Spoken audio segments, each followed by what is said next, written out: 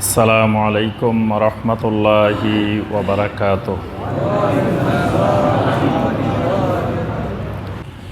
ওয়া ইয়াকুনাদ-দীনু কুল্লুহু লিল্লাহ। ততক্ষণ পর্যন্ত লড়াই সংগ্রাম অব্যাহত থাকবে যতক্ষণ পর্যন্ত না দিনটা পরিপূর্ণ আল্লাহর জন্য হয়ে যাবে।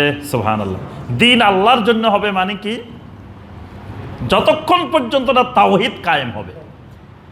দিন আল্লাহর জন্য হওয়া মানে কোনো শিরিক থাকবে না, সম্পূর্ণরূপে মানুষ ইবাদত করবে একমাত্র আল্লাহর, অর্থাৎ তাওহীদ কায়েম হবে। তাওহীদ কায়েম হবে, শিরক দূর হবে।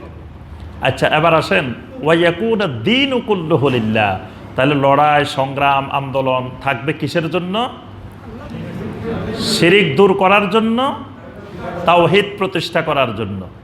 তাহলে একজন মুমিন সবসময় তাওহীদের পক্ষে, শিরকের বিরুদ্ধে। তার সংগ্রাম হলো শিরিক দূর করা, তাওহীদ কায়েম করা। আচ্ছা, এখন দিন, আল্লাহ বলছে দিন যতক্ষণ পর্যন্ত আল্লাহর জন্য না হয়, তাহলে দিন কায়েম করতে হলে আগে দিন বুঝতে হবে। দিনটা কি? দিন হলো ইসলাম, ঈমান, ইহসান।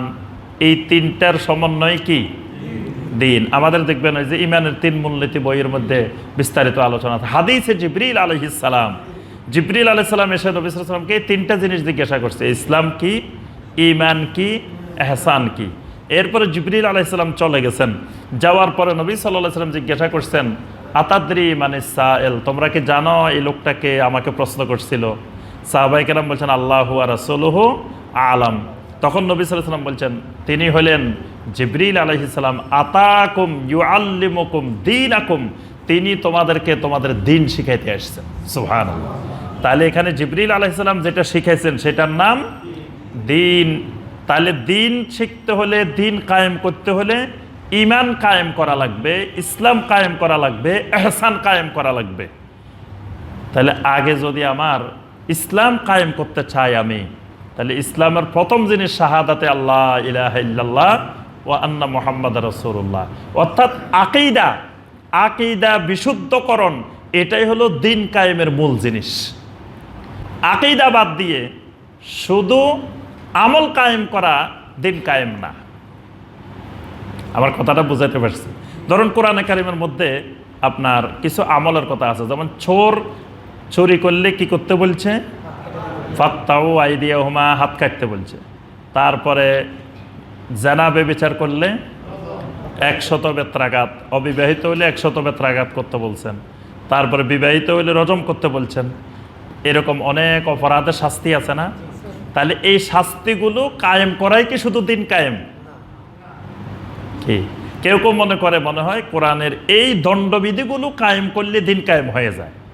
কিন্তু দিন কায়েম শুধু এগুলোর মধ্যে সীমাবদ্ধ না, এগুলোও দিন কায়েমের অংশ।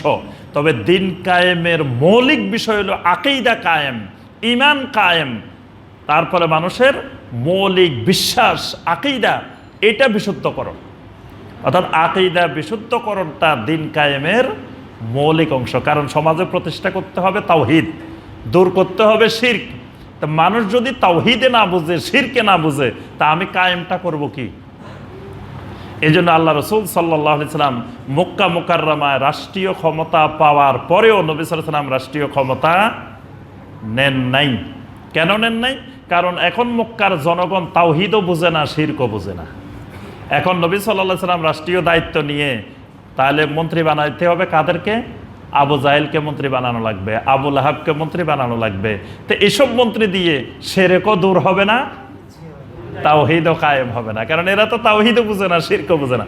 কিন্তু যখন আলহামদুলিল্লাহ আবু বকরের মতো মন্ত্রী তৈরি হয়েছে, ওমরের মতো মন্ত্রী তৈরি হয়েছে, আব্দুল্লাহ বিন আব্বাসের মতো মন্ত্রী তৈরি হয়েছে, বড় বড় মন্ত্রী তৈরি হয়েছে, তখন আল্লাহ রাসূল সাল্লাল্লাহু আলাইহি সাল্লাম মদিনা মুনাওয়ারাতে দিন কায়েম করছেন, রাষ্ট্রের দায়িত্ব নিয়েছেন। অর্থাৎ রাষ্ট্রের দায়িত্ব নেওয়ার আগে, রাষ্ট্রের দিন কায়েমের আগে জনগণের ভিতরে তাওহীদ এবং শিরকের জ্ঞান পরিপূর্ণরূপে দিতে হবে।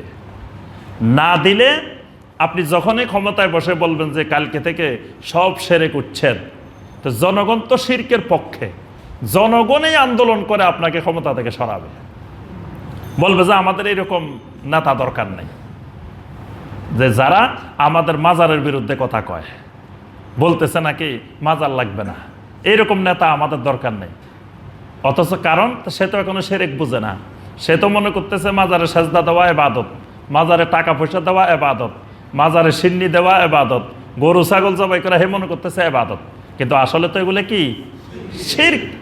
তাহলে আগে জনগণকে তাওহীদের জ্ঞান, শিরকের জ্ঞান দেওয়াটাই দিন কায়েমের গুরুত্বপূর্ণ কাজ। আম্বিয়া আলাইহিমুস সালাম পৃথিবীতে এসে এই তাওহীদের জ্ঞান আর শিরকের জ্ঞান দিয়েই তারা তাদের আন্দোলন সংগ্রাম শুরু করতেন। এটাকেই আল্লাহ রাব্বুল আলামিন বলছেন, ওয়াকাতিলুহুম হাত্তা লা তাকুনা ফিতনাতুন ওয়া ইয়াকুনা আদ-দীনু কুল্লুহু লিল্লাহ। তাদের বিরুদ্ধে লড়াই সংগ্রাম অব্যাহত রাখো যতক্ষণ না সমাজ থেকে শিরক নির্মূল হয় এবং দ্বীন সম্পূর্ণরূপে আল্লাহর জন্য হয়ে যায়। ফাইন ইনতাহাউ ফাইন্নাল্লাহা বিমা ইয়ামালুনা বাসীর। যদি তারা ফিরে আসে তবে আল্লাহ রাব্বুল আলামিন তাদের আমলগুলো দেখেন। সুবহানাল্লাহ। ওয়া ইন তাওয়াল্লাউ, যদি এর পরেও তারা ফিরে যায়, ফালামু আন্নাল্লাহা মাওলাকুম, তোমরা জেনে রাখো আল্লাহই হলেন তোমাদের মাওলা। সুবহানাল্লাহ। আল্লাহ হলেন তোমাদের মাওলা, মানে অভিভাবক, মালিক, তোমাদেরকে নিয়ন্ত্রণকারী। নি'মাল মাওলা ওয়া নি'মান নাসির। আল্লাহ কতই না উত্তম মাওলা, কতই না উত্তম সাহায্যকারী। সুবহানাল্লাহ। মানে যেই লোক আল্লাহকে মাওলা পাই গেছে তার আর কিছু দরকার নেই, কারণ সে কতই না উত্তম মাওলা এবং উত্তম সাহায্যকারী পেয়ে গেছে।